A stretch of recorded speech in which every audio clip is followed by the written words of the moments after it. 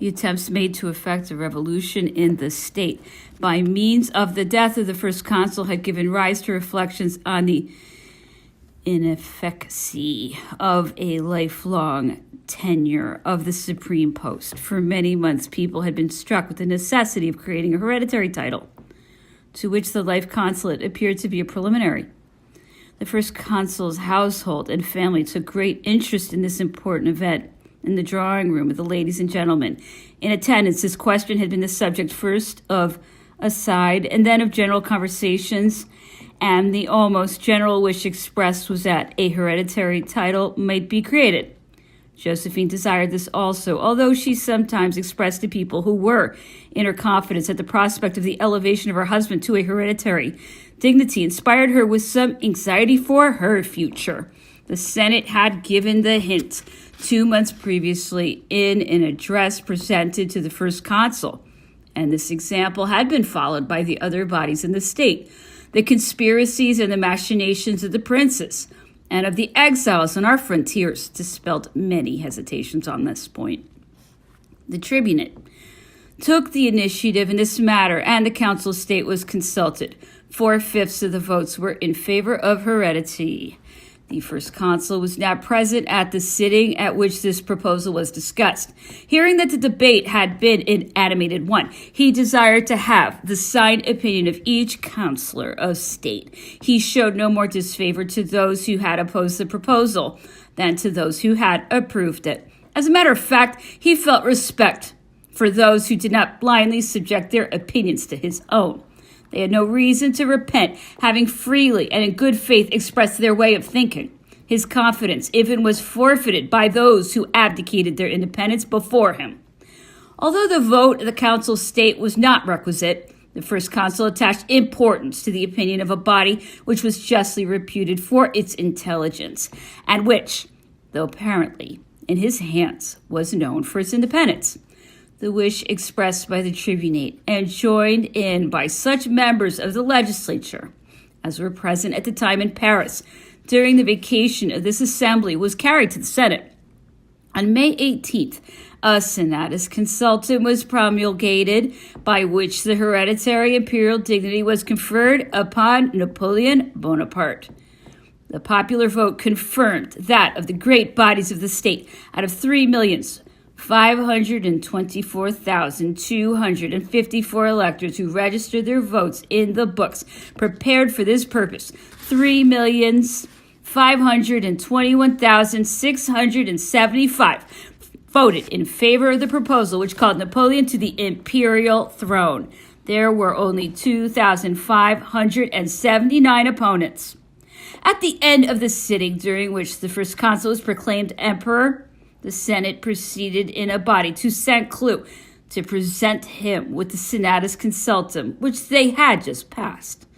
The Senate next went to present its congratulations to Josephine.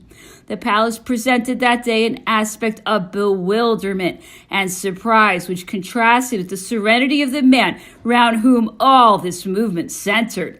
An immense crowd covered the steps and approaches to the palace of St. Cloud. I happened to be, after the ceremony was over, in one of the drawing rooms, conversing with a number of officers and aides-de-camp on the subject, which was the one topic of the day. One of the footmen, in full livery, with gold lace on all the seams of his clothes and dressed in white silk stockings, came to look for me in the midst of a group and summoned me with the words spoken in a loud voice, "Sire, the emperor wishes to see you." These words produced the effect of an electric shock on everybody present. All looked at each other, at first with glances of surprise, but then with smiles, as if to say that it was no dream, but that all were well awake. There are people who will not hesitate to relate, as though they themselves had been witness thereof, the secret communications which, according to them, took place between the first consul, his colleagues, and their confidants. The good offices performed by these in acting as intermediaries with the influential peoples of the great bodies of the state. The true or false reasons alleged for necessitating or for justifying this great change, the distribution of offices, and so on. The greatest ingenuity had been displayed in forming more or less erroneous conjectures as to the reasons of Napoleon's elevation. The examples of Caesar, Augustus, and Cromwell have not been forgotten. According to these, Napoleon was only a servile copy of the illustrious men of ambition of antiquity and modern times. It has pleased people to attribute to crooked and crafty ways a solution which the general tendency of public opinion rendered simple and natural. They have tried to spread the belief that he cunningly brought about an event which pleased him, no doubt, but for the realization of which he had but let himself drift with the tide of public opinion. It has been said that he prepared this transition from the consulate to the empire by underhand maneuvers, that he had enshrouded himself in dissimulation and in reticence, that he had feigned astonishment at the first overtures which were made to him on the subject, that on the reception of the Senate's address he had hidden his joy under a mask of indifference, that he had refused to express any opinion, that in the end he had answered with mock modesty that he desired nothing for himself, whilst as a matter of fact he had forced the army to offer him the empire, and that at the same time he had acted upon the Senate, making it fear lest the initiative should be taken in this matter by the army. The generally accepted opinion that Napoleon was the soul of all these resolutions, and that he was the mainspring of it all, has given credit to these assertions. The character of the Danish monarch, Frederick III, has prompted no historian to look for the determining motive of the resolution taken in 1660 by the States of Denmark to ascribe absolute power to this prince in his secret and private promptings. Neither had Napoleon any need to have recourse to subterfuges and to deceit. His glory and the influence which he had acquired by his victories and his conduct in Italy and in Egypt, success, that magical word, which has such an empire over men, had won over almost all the entire French nation to his side, whilst at the same time there had sprung up in his mind the conviction that he possessed the strength and the power necessary to raise France to the front rank amongst nations. The efforts and the recent undertakings directed against his power had confirmed him in the opinion that the counter-revolution could only be prevented by a stable form of government. He had studied the inclinations of the nation. When he was nominated consul for life, this vote was received with general approbation. He had next been desired to appoint his successor, and this was another step in the same direction. If in the person of this successor there had been recognized a man formed by himself, this successor would scarcely perhaps have been sufficiently strong and sufficiently respected to continue his work without finding obstacles in his path.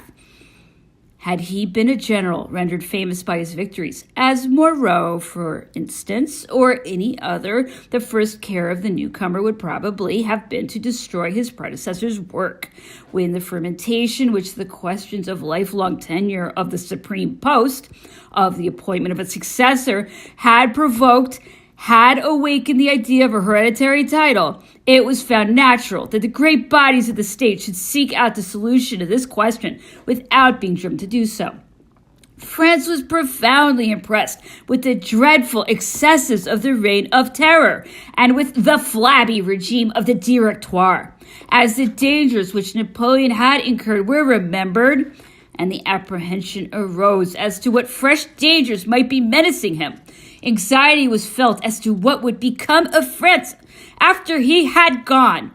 A violent reaction was feared. People were tired of changes and determined to undergo no fresh vicissitudes. And finally, it was the general aspiration to be at last able to rest under the protection of a lasting government. The opinions on the question of a hereditary title which Napoleon emitted on the day after the 18th Brumaire have been quoted against his conduct on this occasion. The march of events and the constantly increasing inclination of the masses for a hereditary monarchy had no doubt modified his ideas and his language on this subject. At the time when Napoleon pronounced himself opposed to the hereditary idea, he declared that Europe must be brought to recognize that a state could exist with the Republican form, and that a few years' trial would decide this, that the Republic could only be consolidated in France by the perfect harmony of the public powers.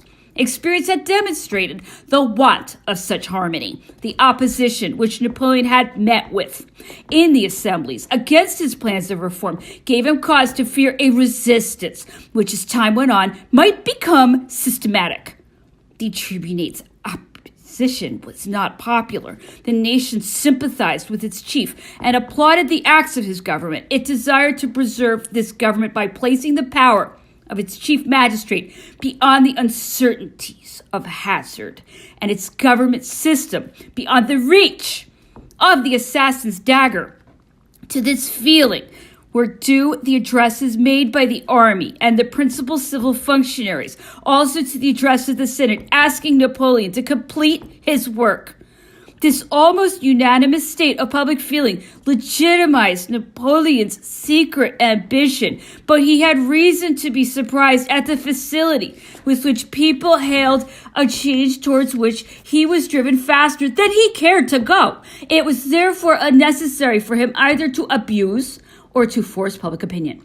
He guided it in the way in which it was flowing and occupied himself with regulating its current, proceeding with circumspection and conciliating the new order of things with the advantages acquired by the revolution. The difficulties which were overlooked by the masses did not escape Napoleon's far-seeing eye. He had but to moderate the impatience of the people and of the army, and to protect himself against all precipitation. He had declared that he would only accept the imperial dignity with the assent of the French nation, an assent which he was certain of obtaining, but with which he could have dispensed. The almost unanimous answer of the votes was in accordance with his expectations, and justified his appeal to the suffrages of the French people. He was not obliged, like Caesar, to fight with a menacing opposition. The opposition which he met with in his councils limited itself to the wishes expressed by certain Republicans of perfect good faith, who were persuaded that with Napoleon, France would be sufficiently strong to force Europe to live in peace with her. Napoleon, well aware of the hatred with which the monarchs regarded the French Revolution, had, as I have just said, more foresight and consequently less confidence in the future of the French Republic. Had he only considered his personal ambitions, he might, time helping, have come to an understanding with the foreign ministries and have ended by making common cause with them. His object was a loftier one. His ambition was more patriotic. Representing the interests which had sprung from the revolution, he wished to definitely assure their victory by making some concessions to the old monarchies, which, as long as France isolated herself from them, feared for their future existence. A difficult enterprise which, without being beyond the power of the genius who had undertaken to carry it out, demanded as much prudence and dexterity as resolution. Napoleon would have succeeded, in spite of the faults, which were less of his doing than the result of circumstances which he had the strength to master, had time not failed him. The proof that foreigners never ceased to consider him as the champion of liberal ideas and the enemy of privileges, in spite of the purple with which at times he had to cover himself, is that they never compounded with him, convinced as they were that he would never sacrifice the principles of the revolution to them, and that they could know no rest until they had struck him down. It is moreover evident that their suspicion and their ill will against France have survived the fall of the empire. It may be asked today, what force gave Napoleon the high ambition to assume the crown and to found a dynasty? The profoundness of the designs of Providence must be recognized here. When one remembers how the haughty Restoration, thinking itself firmly reestablished on the ruins of the imperial throne, fell of its own accord and without glory by the efforts of some men, prompted by public opinion, the nation took revenge for the way in which its rights had been ignored by this ancient race, and by the kings who rejected as illegitimate the great man to whom the national gratitude had awarded a crown, because this man was not protected by the prestige of royal birth. In one word, the inauguration of the empire in which the privilege of blood was subordinated to the rights and interests of the nation, weakening as it did the prestige of ancient royalty, founded a new era and made way for the triumph of constitutional ideas in Europe. The creation of the empire was a revolution which the Senate wanted to turn to its own advantage, and by which it tried to profit by stipulating for advantages in its favor, amongst others, for the privileges of heredity, and for the extraordinary powers. The tribunate and the legislative body demanded an increase of pay. A vulgar ambition would not have thought such concessions too high a price to pay for a crown. Napoleon was not dazzled and saw from a higher eminence. He was not willing, by rendering hereditary and senatorial dignity, to hand over the future of the country to the mercies of an authority which, should it happen to come into conflict with the crown, would impede the onward march of the government, and which, in a time of danger, might render itself independent and even treat with the enemy, if opportunity offered itself. This event, in spite of his foresight, was destined to realization 10 years later. The following extract from a letter by the Comte de Servilliers, Joseph Bonaparte, summarizes better than I do the advantages of the creation of a hereditary title, and answers the reproach addressed of Napoleon of having made himself the heir to the French monarchy. The proclamations of the general of the army of Italy made it sufficiently clear that if Napoleon came to power, he would establish a government other than the Republic. On 18th Brumaire, this event was consummated. The Napoleonic monarchy dates from that day. First of all, elective and temporary, next, lifelong, and finally hereditary. It had to undergo these modifications. The conspiracy of George and Moreau decided the declaration of a hereditary title.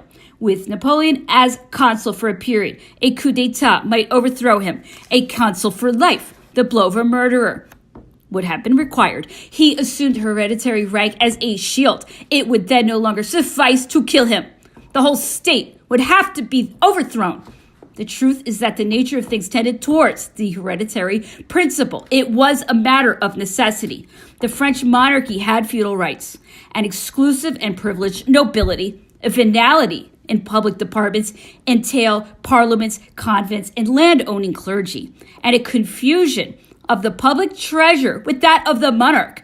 Did Napoleon reestablish all these things? He consecrated the liberty of the individual and the liberty of property. He rendered public employment accessible to all. He established civil and political liberty in rights and taxation, the liberty of religious beliefs and the jury system, the system of public registration, the payment of clergymen, distinctions without privileges, and the separation of the public purse from the monarch's privy purse, and enforced the publication of the manner in which the public money was spent.